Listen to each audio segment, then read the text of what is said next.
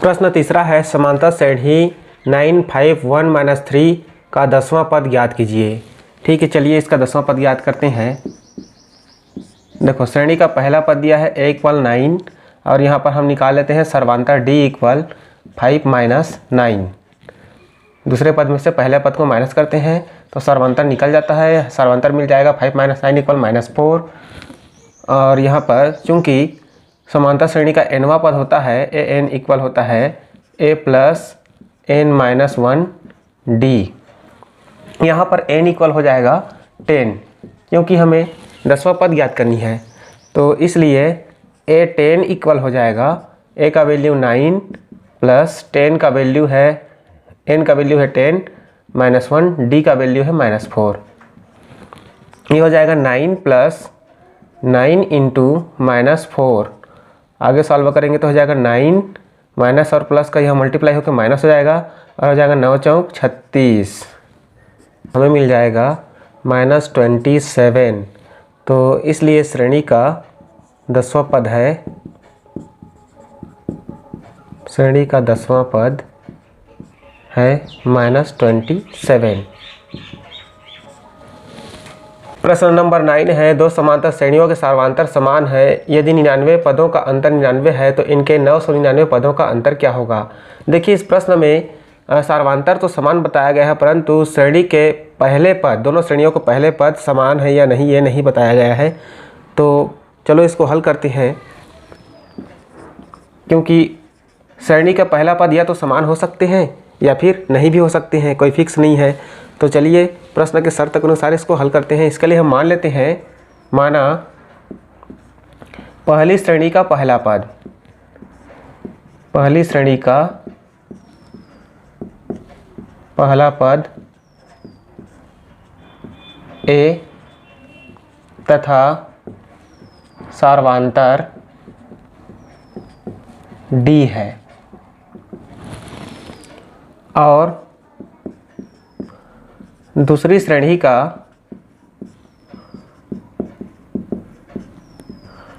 पहला पद b तथा इसका भी सर्वांतर d होगा।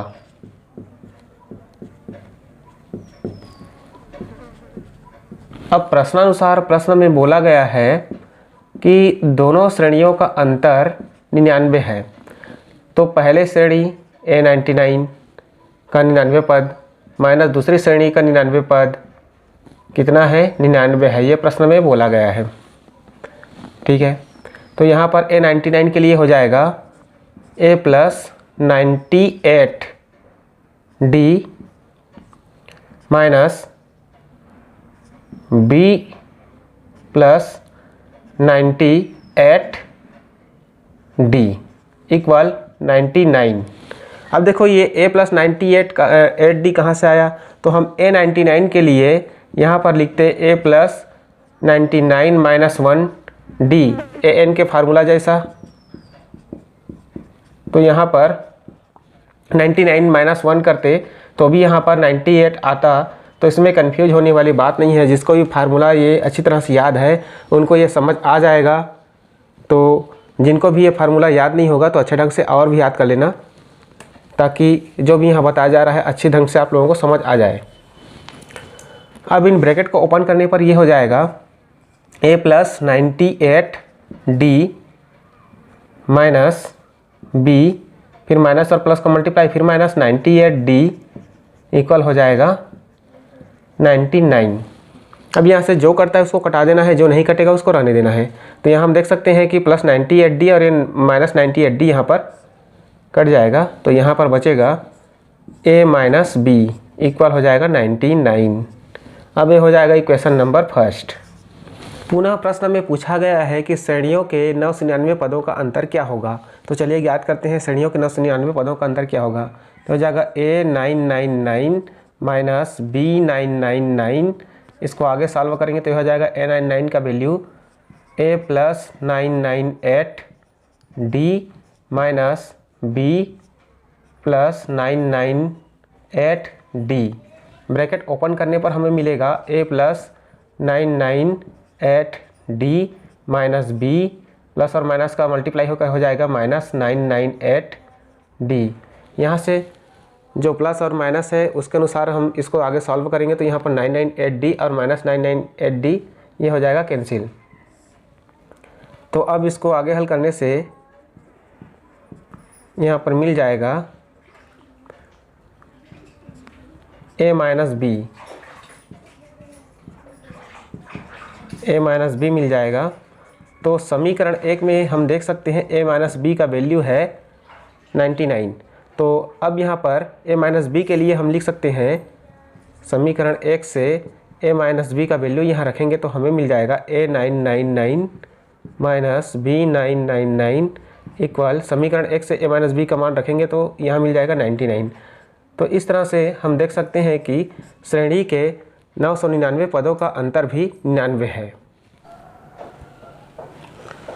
प्रश्न नंबर 21 है, यदि ए बी सी की समांतर श्रेणी के पीवें क्यूवें और आरवें पद है तो सिद्ध कीजिए कि a into Q minus are plus B into are minus P plus C into P minus Q equal 0।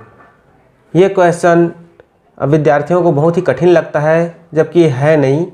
तो चलिए इसको हल करते हैं और इसको सिद्ध करके देखते हैं।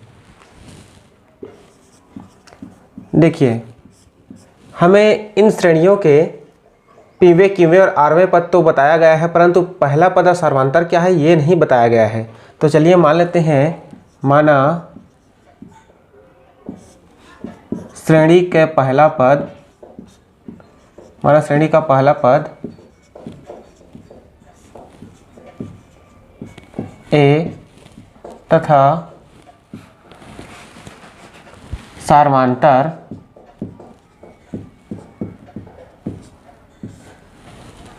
डी है।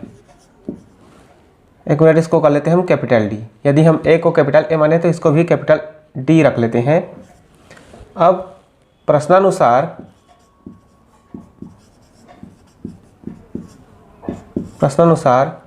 श्रेणी का पीवा पद ए पी इक्वल है ए, तो ए पी के लिए फार्मूला हो जाएगा A plus P minus 1 D equal A. यह हो गया इक्वेशन फर्स्ट। तथा श्रेणी का क्यूवा पद ए क्यू इक्वल हो जाएगा बी, और इसके लिए भी लिखेंगे हम A plus Q minus 1 into D equal B. ये भी हो गया इक्वेशन नंबर सेकेंड। और श्रेणी का आरवां पद ए आर इक्वल दिया है सी, इसके लिए भी हो जाएगा A plus are minus 1 D equal C. ये भी हो गया इक्वेशन नंबर 3। अब हमें जो क्वेश्चन में दिया गया है A into Q minus are plus B into are minus P plus C into P minus Q equal 0, इसके जो LHS है इसमें क्रमशः इन समीकरणों से प्राप्त ए बी और सी के मान इस समीकरण के LHS में लेफ्ट हैंड साइड में हम रखेंगे और उसके बाद इसको आगे हल करते हैं तो देखते हैं कि वो RHS अर्थात 0 के इक्वल आता है कि नहीं। यदि 0 के इक्वल आता है तो यहाँ पर LHS इक्वल RHS होगा और ये जो कथन दिया हुआ है वो सिद्ध हो जाएगा, और यदि इक्वल नहीं होता है तो ये सिद्ध नहीं होगा। ठीक है, तो अब ले लेते हैं हम LHS को। LHS इक्वल दिया है A into Q minus are plus B into are minus P plus C into P minus Q.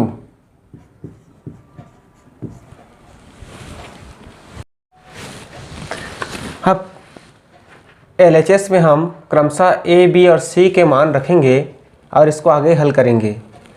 तो समीकरण 1 में हमें ए का मान मिला था ए प्लस पी माइनस 1 डी, और यहाँ पर है क्यू माइनस आर, तो ये क्यू माइनस आर। फिर उसके बाद समीकरण 2 में हमें मिला था बी का मान A plus Q minus 1 into D, और ये समीकरण जो LHS में दिया हुआ है वो है आर माइनस पी प्लस समीकरण 3 से हमें प्राप्त हुआ था C का मान, वो था a plus r minus 1 into D, और ये है p माइनस क्यू। अब यहाँ से ब्रैकेट ओपन करेंगे तो ये हो जाएगा, ये वाला ब्रैकेट ओपन करेंगे तो ये हो जाएगा a into Q minus are plus Q minus r into P minus 1 d. ये वाला ब्रैकेट ओपन करेंगे तो ये हो जाएगा a into are minus P plus Q minus 1 into are minus 1 q minus 1 into are minus p into d. फिर ये हो जाएगा प्लस, ये वाला ब्रैकेट ओपन करेंगे तो a into P minus q plus P minus q into are minus 1 into d.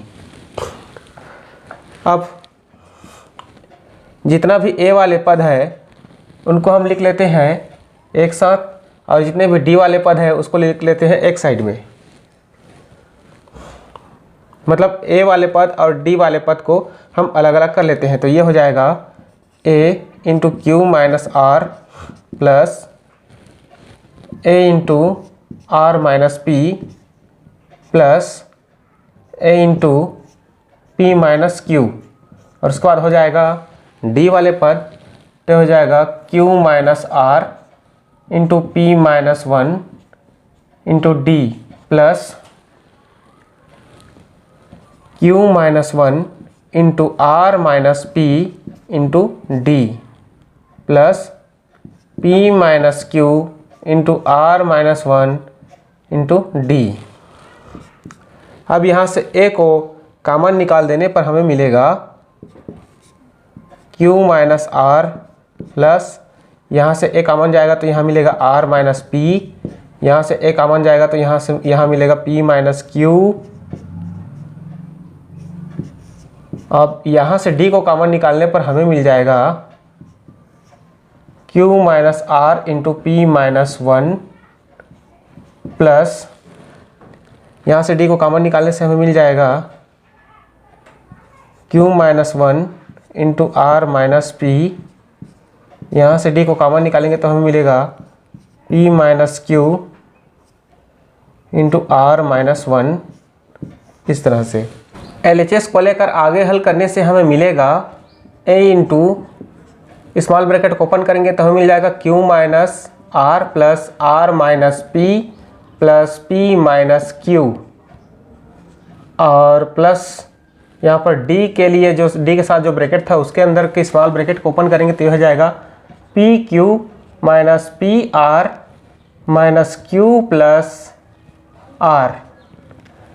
फिर उसके बाद हो जाएगा plus q r minus p q, फिर माइनस आर प्लस पी, फिर उसके बाद हो जाएगा plus p r minus q r minus P plus q. अब यहाँ हम देखते हैं तो a के साथ लगे हुए जो ब्रैकेट था उसके अंदर में देखते हैं कि उनके अंदर के व्यंजक के साथ क्या होता है। तो यहाँ हम देख सकते हैं कि प्लस क्यू कट जाएगा माइनस क्यू से, और माइनस आर कट जाएगा प्लस आर से, और माइनस पी कट जाता है पी से। उसी तरह हम डी के साथ लगे हुए ब्रैकेट को देखते हैं तो यहाँ पर पी क्यू कट जाएगा इस माइनस पी क्यू से, और पी आर कट जाता है इस ये माइनस पी आर कट जाता है प्लस पी आर से, और माइनस क्यू कट जाता है प्लस क्यू से, और प्लस आर कट जाता है इस माइनस आर से, और इसी तरह से आगे भी पी आर कट जाता है क्यू आर कट जाता है माइनस क्यू आर से, और यहाँ पर प्लस क्यू कट जाता है प्लस पी कट जाता है माइनस पी से। तो इसी तरह से हम देख सकते हैं कि LHS को लेकर हल करने से a के साथ जो भी ब्रैकेट लगा हुआ था वे पूरे कट जाता है, तो यहाँ पर बचता है 0, और यहाँ पर d के साथ जो भी ब्रैकेट लगा हुआ था उसके अंदर में भी हमें मिलता है 0। तो यहाँ पर LHS इक्वल हमें मिल जाता है 0। तो यहाँ पर हम देखते हैं कि LHS इक्वल 0 था RHS का मान, तो यहाँ पर हम लिख सकते हैं LHS इक्वल RHS, और यही हमें सिद्ध करनी थी।